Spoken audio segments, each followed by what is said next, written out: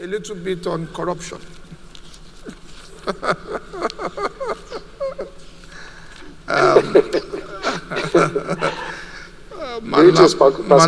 Mallam Ribadu needs no introduction, but I will just read out his introduction here. I'm working with so much in a short period of time. And my assistant, you did not. All right, just 1 second. Okay, you'll bring it to me. All right, thank you so much. All right.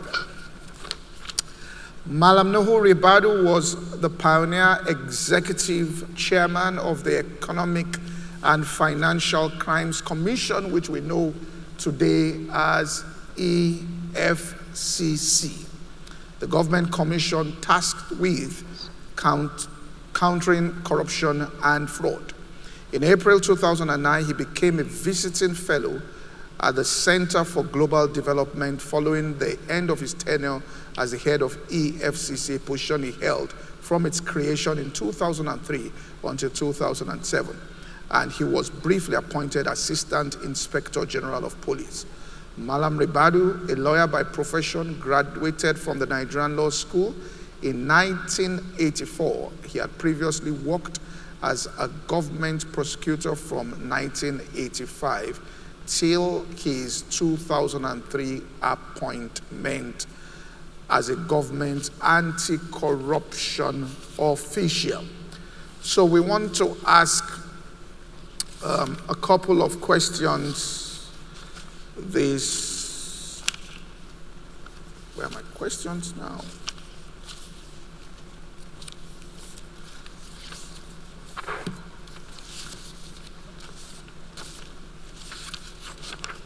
Second, I'll get this sorted.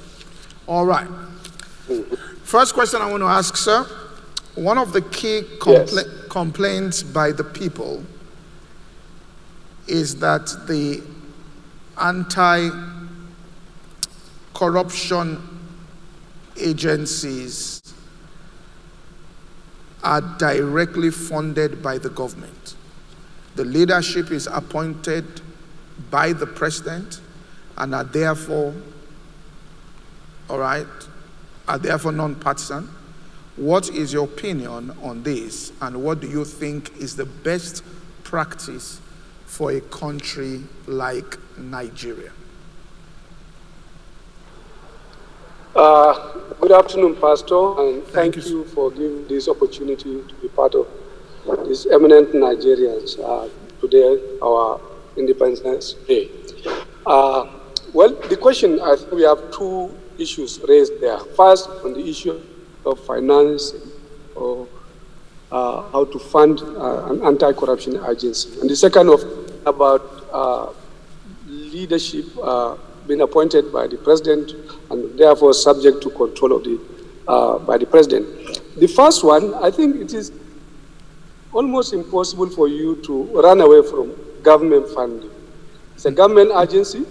It has to be funded by government. So the question then is, how best can we address that? How best are we going to get results out of, if assuming that it is government that is funding the organization?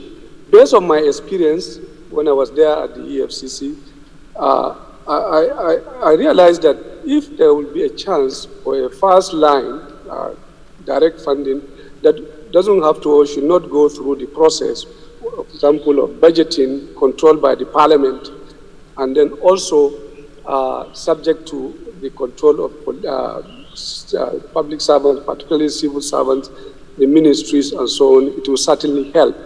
Because the duty and responsibilities of corruption is to check everybody, including, of course, those who are supposed to be controlling the money. And you can't do anything without. The time when I was forced to look for money outside, and I got generous support, especially from the European Union and other Western countries, and it helped greatly because probably 70% of all our capital we literally got it outside. And that helped us really in getting things done and without going through the politicians, especially the parliamentarians and the civil servants. That is one.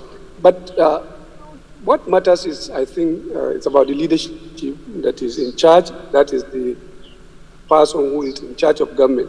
And that comes to the second part of the question about the president. There is no way for you to do any executive duty or responsibilities without the president. He is in charge. And he's the one who is elected. He's the one who Nigerians voted, and probably part of his own program is to fight corruption. So he's entitled to really control, direct it. It works sometimes when you see a quality person, an individual with integrity that will do the right thing. You can see the difference. But it's also unfortunate for a country when it turns out that you have a bad person who is in charge. It affects everything, including, of course, the anti-corruption work and duties. What I will probably suggest, and I think probably it will help us a bit better, is if the control will just be the president and no one else under him. Let it not be the subject of control by another individual or person. Let it be the president. Let the agency report directly, and he takes only, orders from the president. All other people are also subject to the work of the commission or the authority. Somehow, if we are able to balance the two, probably there will be a chance that we may get it right. All right. Okay.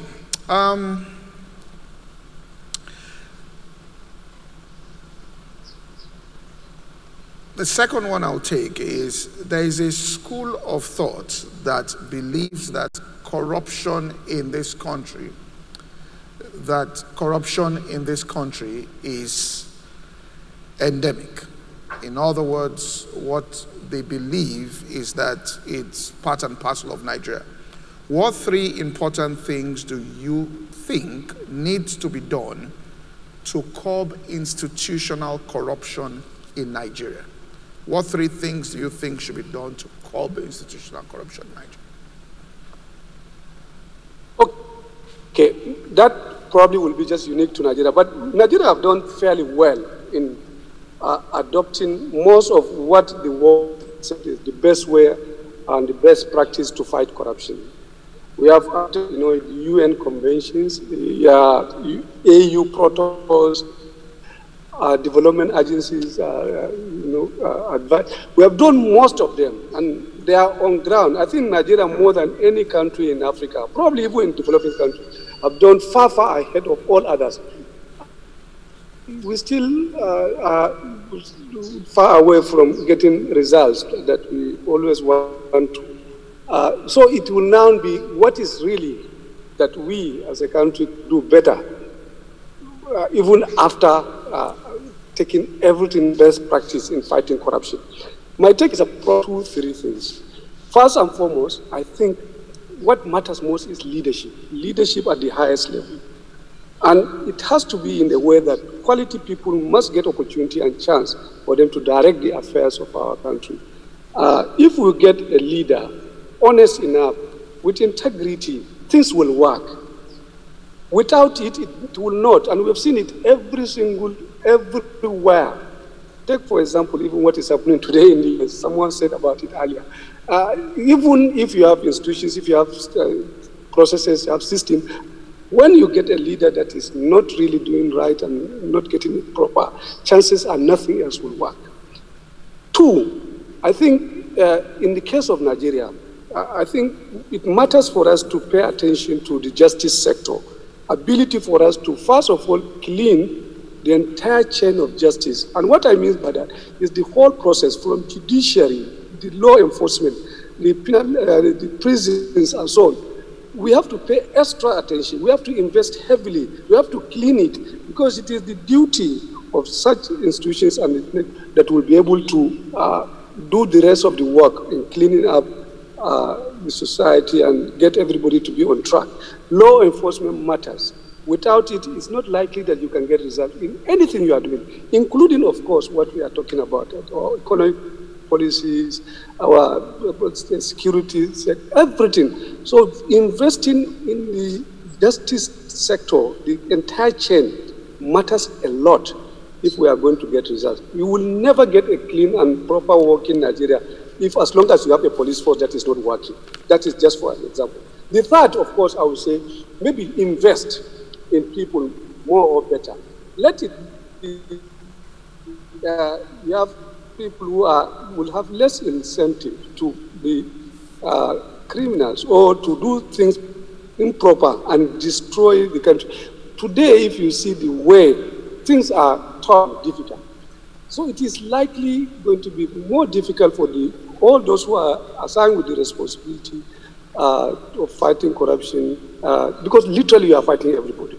People who take advantage of their positions do it simply because somehow the society is a bit tough for them, and helping to address the challenges, helping to address problems of certainly will help in addressing this problem we are talking about. And of course, working to, bring unity in the country, less, frictions, ability for us to be comfortable with one another helps a lot. Ability for us to live in a secured environment matters a lot. Ability for us to secure people and their businesses and in a way that others will come and do business with us matters a lot. Those are some of the things I think matters that now we are a little bit short of. Hopefully, as we continue, maybe we'll get to a point where those things that we have on ground will start working. All right. Final question I want to ask you. Okay. The judicial process has been blamed by some as one of the key loopholes that is exploited by the elite to delay judgments for crimes they have committed.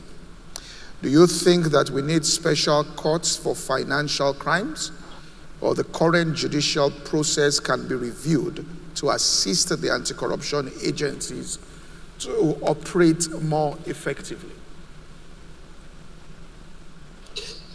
I personally am not for proliferation of agencies or creation of new things, because what we have, if we work hard to clean it up, can certainly also work and deliver. And based on experience, because I've been in this for a while, I've participated actively, especially in the 80s and 90s, in prosecution of cases in these special courts, whether it's fail bans or armed robbery tribunals, miscellaneous offenses. At the end of the day, they all ended up coming to us. We wasted 2 decades of trying. At the end of the day, nothing. We had such special courts before, and somehow we did not address all those areas that we are talking about. Again, another point is that if you continue to say anytime you are going to have a big problem, you are going to create a special court, how many courts are you going to end up with? What is wrong in investing in the present courts that we have and make them work? Where are you going to get people who are going to come and be in charge of? You are going to take from the same judiciary the judges that are today doing, So it's a little bit difficult. I have seen also as example in other countries that have tried it. It somehow did not work very well. If we will invest in the courts that we have now, make sure that you have people of integrity, honest people who are going to be in charge, quality leadership, competent people. I can assure you it is certainly going to be good for not just fighting corruption, but all other issues. There is no end to if you continue to say everything that you have as a challenge, you are going to create a special court. After all, in practical terms now, because we have a constitutional something in it, if you are going to create a special court, certainly that court is going to be below a high court, because it's going to be a creation of law, not a constitution. So you are creating a lower level, even that will be under the control and subject of. I've always been not too much, because I personally have suffered because of it. I spent 2 decades of prosecuting cases. I had convictions, many of them, and they all ended up thrown out in 1999 when we started this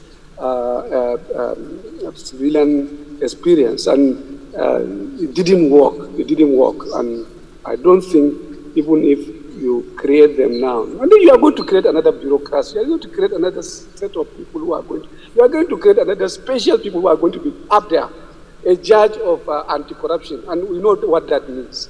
So I think we better look at it critically. Let's get those that we have now, invest in them, work hard, make sure that you fight it. It's not impossible. This country needs leaders, who will do the right thing.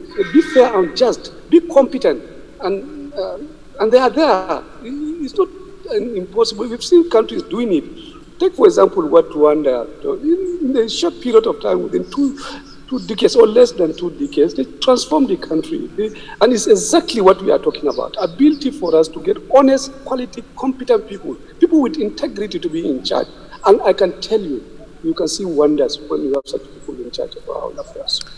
Thank you very much, sir. Thank you for coming on and out of your busy schedule. Thank you so much. We'll go now to the panel, and then we will be back with Anne-Marie Slaughter